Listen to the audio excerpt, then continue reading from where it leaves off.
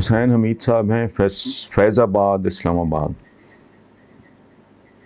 وہ کہتے ہیں جی بھارت میں پاکستان کی حمایت میں نعرے لگانے پر جلال آباد کی مسجد کے امام سمیت 4 افراد گرفتار کر لیے گئے. سوشل میڈیا، اخبارات اور دیگر ذرائع ابلاغ کے مطابق بھارتی شہری مسلمانوں کو اپنا بھائی کہتے ہیں. پھر اس طرح کے واقعات کیوں سامنے آ رہے ہیں؟ اس نفرت کے پیچھے کیا وجہ؟ دیکھیں حسین حمید صاحب تھوڑا سا اثر نو اس کو وزٹ کریں. ہم تو آپس میں مسلمان ہیں لیکن ہمارے درمیان فرقہ وارانہ فسادات نہیں ہوتے. انسانوں کی قسمیں ہوتی ہیں. کچھ لوگوں کے دیکھو ہمارے آقا کا حضور صلی اللہ علیہ وآلہ وسلم کا کیا حکم ہے کہ دوسروں کے جھوٹے خداؤں کو بھی برا نہ کہو. ٹھیک ہے. پھر آپ نے پھر فرمان یہ ہے کہ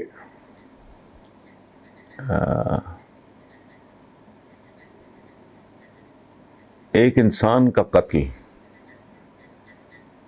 پوری انسانیت کا قتل ہے. یہ نہیں کہا ایک مسلمان کا قتل. انسانوں کی قسمیں ہوتی ہیں. خود ہمارے درمیان ذات برادریوں پہ جھگڑے، دنگے فساد، قتل نہیں ہوتے چند مرلوں کے لیے،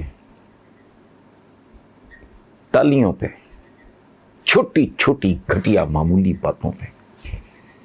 نام نہاد غیرت کا مسئلہ اٹھایا، بہن مار دی. اس نے اپنی پسند، جو اس کو اجازت ہے، یہ شادی کی، 7 بہنوں ہی مار دیا. فرقہ وارانہ فسادات نے آج تک کی تاریخ اٹھا کے دیکھیں ہمارے ملک میں. تو حوصلہ رکھنا ہے. یہ it's part of the game. Pakistan میں 1 انچ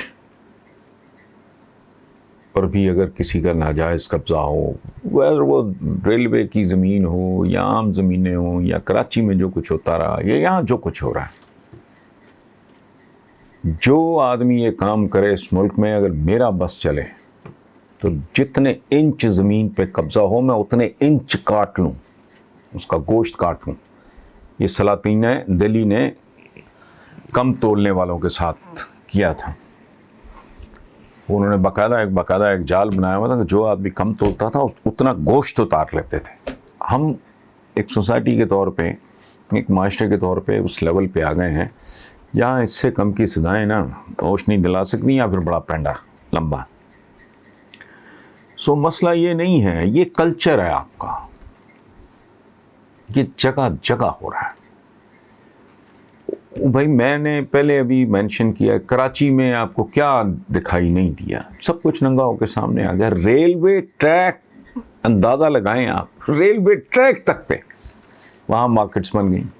ناجائز قبضوں کا تو دارالحکومت ہے کراچی پوری دنیا کا. ریلوے کی زمینیں اور بڑے بڑے معززین، مجھے نام لیتے ہوئے شرم آ رہی ہے، ان میں سے 1-2 لوگ مرحوم بھی ہو گئے. تو یہ کلچر ہے آپ کا جس کے پاس. اور ایک اور بات مجھے بتائیں خالد حسین صاحب، آپ نے بڑا درد دل کے ساتھ یہ پتہ نہیں میں نے بتایا کہ نہیں، یہ مسقط ہیں اوریجنلی گجرات سے لیکن مسقط میں مقیم ہے. یہ مجھے آج تک ایک بات کی سمجھ نہیں آئی. بڈھے ہو گئے ہم، قبر کنارے پہنچ گئے کہ سیاستدان آتا کیا کرنے ہیں اس گندے کاروبار میں. 99% سوائے گندے لوگوں کے کوئی آئے گا کیوں؟ مجھے بتائیں. مجھے پاکستان کی کوئی پولیٹیکل پارٹی، مجھے گارنٹی ہوگا میں جیت جاؤں. مجھے ٹکٹ بھی آ کے گھر دے دیں. اور میں پاگل ہوں، میں اتنا پیسہ لگا کے در جا کے ووٹ مانگوں؟ پھر کیا کروں میں؟ اسمبلی جاؤں پھر کیا کروں میں؟ وہ جو ان کا بہت ہی معمولی قسم کا پیکیج ہوتا ہے. یہ ملک مذہق خیز ہے. یہاں چیف سیکرٹری کی یا صوبے کے IG کی یا کبھی تنخواہ دیکھیں تو بندہ کہتا ہے یار یہ کیا مذاق. ریئلسٹک کچھ بھی نہیں ہے، سب فیک ہے، فراڈ ہے، شیلو ہے. پھر میں وہاں پہنچ جاؤں سارا کچھ اپنا چھوڑ چھاڑ کے اسمبلیوں کی سیشن میں بیٹھ کے، تو میں یون کیا کروں، اباسیاں لیا کروں، اور پھر کروں کیا؟ قانون سازی کروں. میرا دماغ خراب ہے، میں پاگل ہوں؟ اتنی خوبصورت عالی شان میرے پاس کتابیں ہیں، میں کتابیں پڑھوں، لکھوں، پڑھوں، سوچوں، یعنی کو اپنے دوستوں کے ساتھ وقت گزاروں. اچھا یہ کروڑوں روپیہ خرچ کرتے ہیں، ذلیل ہوتے ہیں ٹکٹوں کے لیے. میں جلام والا یعنی گجراں والا میں نے دیکھا جس بری طرح جاوید ہاشمی کو دھتکارا جا رہا تھا. میں بیچارہ سے جواب دے چکی ہے، حالات ٹھیک نہیں ہے، وہ اسٹیج پہ چڑھا ہوا ہے ادھر ادھر اپنے آپ کو رجسٹر کرانے کو، کسی نے گھاس نہیں ڈالی، ایون مریم نے. تو یہ ساری ذلتیں بھی کاٹے آدمی، پھر کروڑوں روپیہ بھی خرچ کرے، پھر در در بھی جائے، پھر دھکے بھی کھائے، پھر اگر الیکٹ ہو جائے اگر تو پھر وزارت کے لیے دم ہلائے، پھر وزیر بن کے وہ میری آپ کی خدمت کرے. میری تو عقل سے باہر ہے. اگر اس ملک میں اتنے عبدالستاری دی ہیں جتنے ہماری اسمبلیوں میں اور سینٹ میں اور نیشنل اسمبلی میں بیٹھے ہیں، خدمت، یہ ملک جنت نہ بن جاتا. یاد رکھیں 99% بندہ جو پالیٹکس میں آتا ہے، اور اصل مسئلہ اس ملک کا یہ ہے کہ یہ پورے کا پورا ملک جو ہے وہ مخصوص لوگوں کے ہاتھوں میں گروی ہے، اس کو واگزار کرانا ہے. یہ جاوید ہاشمی یا اور میں کس کے نام لوں، بہت ہی لمبی فہرستیں ہیں، جدھر جاؤ گے یہی کچھ نکلے گا. تو یہ کوئی ایسی بات نہیں. دوسری طرف یہ کہ جی بلیم گیم، آپ نے مجھے گالی دی، میں نے آپ کو گالی دے دی، یہ تو بے شرم سیاستدانوں کا کلچر ہے، ڈھیٹ ہے. یہ ڈھیٹ ترین لوگ ہیں. یہ رنگے ہاتھوں بھی پکڑے جائیں نا تو یہ پھر پڑھائی نہیں دیتے، کبھی ادھر سے نکلتا ہے، کوئی ادھر سے نکلتا ہے، کوئی بیل کراتا ہے، کوئی پتہ نہیں کیا کرتا ہے.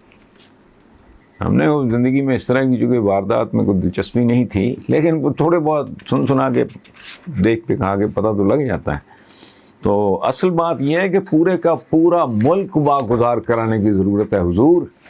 یہ پچھلے دنوں یہ UNDP کی رپورٹ تھی، 15 دن بھی نہیں ہوئے کہ کتنے فیصد لوگوں کا پاکستان کے 50% سے زیادہ وسائل پر قبضہ ہے. تو یہ پورے کا پورا یہ ملک میں لکھ چکا ہوں اور کئی بار لکھ چکا ہوں، اور 26 27 28 سال پہلے، کہ یہ ملک جو ہے اس کی آزادی ملتے ہی آزادی اغوا ہو گئی تھی. آج تک کوئی ایسا لیڈر نہیں آیا جس نے اس اغوا کی FIR بھی درج کرائی ہو. میں نے ایک پولیٹیکل پارٹی ہے نئی رجسٹر ہوئی ہے، خواجہ ہارون ہے، وہ ان کا نام، بہت قابل آدمی ہے، از اے چارٹرڈ اکاؤنٹنٹ. تو انہوں نے وہ پارٹی رجسٹر کرائی ہے، تو اس کا نام میں نے رکھا. ابھی وہ ایکٹیو نہیں ہوئے، پتہ نہیں ہونا بھی ہے کہ نہیں، مجھے نہیں پتا. وہ آئے تو میں نے کہا یار اگر میں نے بنانی ہوتی تو میں کیا نام رکھتا ہوں، میں آپ کو بتا دیتا ہوں، آپ کو دل کرے رکھ لو. انہوں نے کہا جی کیا؟ میں نے کہا پاکستان فریڈم موومنٹ. پاکستان کی آزادی نام، ایک جھنڈا، ایک قومی ترانہ، یہ ڈیفینیشن ہے آزادی کی. ایسے نہیں ہوتا. ایک آئین جس پہ عمل درآمدی کوئی نہیں ہے. آئین میں کبھی دیکھیں عام آدمی کو کہ حقوق کیا ہیں، ان میں سے تو ہزاروں حصہ نہیں نصیب ہوتا. بہرحال یہ چھوڑیں آپ یہ قبضے قبضے، یہ تو پورا ملک ہی قبضے کا سمبل ہے.